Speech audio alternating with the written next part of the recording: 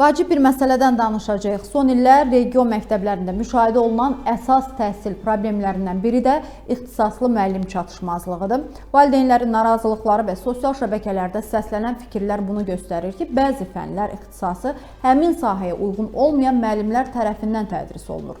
Bu isə tədrisin keyfiyyətinə, şagirdlərin bilik səviyyəsinə və ümumilikdə təhsilə olan inama təbii ki, mənfi təsir göstərir. Suallar yaranır burada. Bu vəziyyət məktəb rəhbərliyinin qərarı iləmi, ya regional təhsil idarələrinin göstərişi əsasında mı baş verir?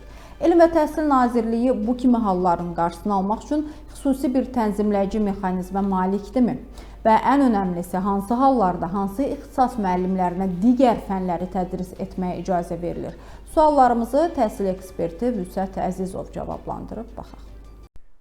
Bəzi regionlarda müəllim çatışmazlığı müşahidə olunur. Təbii ki, həmin müəllimlər olmadığı təqdirdə digər fənni tədris edən müəllimlər onu əvəz edə bilər. Məsələn, həyat bilgisi fənni üzrə müəllim çatışmazlığı olduqda məktəbin rəhbərliyi tərəfindən qəbul edilmiş qərara əsasən onu başqa bir fənn müəllimi əvəz edə bilər. Müəllimlərin işə qəbul imtahanı, yaxud sertifikasiya və yaxud da ki, əvvəlki dövrlərdə olan diaqnostika imtahanında yüksək nəticə göstərən və kurikulumu daha yaxşı bilən fizika, coğrafiya, biologiya və yaxud da tarix fənnini tədris edən müəllimlər həyat bilgisi dərsini tutalım əvəz edə bilərlər. Təbii ki, ixtisaslı müəllimin olması daha yaxşı olardı və eyni zamanda da hər hansı digər bir fənnin müəllimi olmadıqda onu başqa müəllimlər əvəz edə bilir.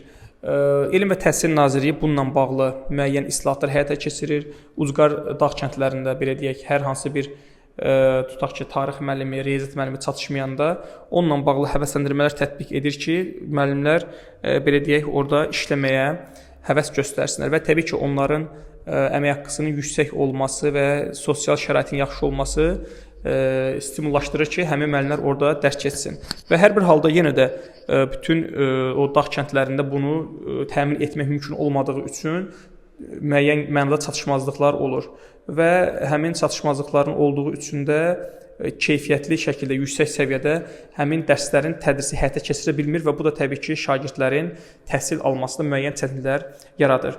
Ancaq hər bir halda yenə də həmin fənlər üzrə vakansiyalar elan olunur və hər il müəllimlərin işə qəbul imtahanında həmin yerlər üzrə vakansiyalar elan olunur və müəllimlərin işə qəbul imtahanında yüksək nəticə yığdıqdan sonra həmin əraziləri seçə bilirlər və qeyd etdiyim kimi Elm və Təhsil Nazirliyi bununla bağlı daim müəyyən mənada müsbət addımlar atır və bu problemlər demək olar ki, həllinə doğru gedir. Və eyni zamanda da bəzən görürsünüz ki, həmin o siniflərdə problem yaşananda həmin siniflər komplektləşdirilir, yaxud da ki, daha yaxın regionda olan, yəni daha yaxın kənddə olan digər məktəbə yönəldə bilirlər. Və hər bir halda qeyd etdiyim kimi yenə də bu məsələ ilə bağlı daimi müsbət addımlar atılır və bu məsələlər Elm və Təhsil Nazirliyinin diqqət mərkəzindədir və bununla bağlı olaraq da müvafiq həmin regionun yerləşdiyi rayon təhsil idarəsinə və yaxud da ki, regional təhsil idarəsinə bununla bağlı tapşırıqlar verir ki, bu məsələlər öz həllini tapsın.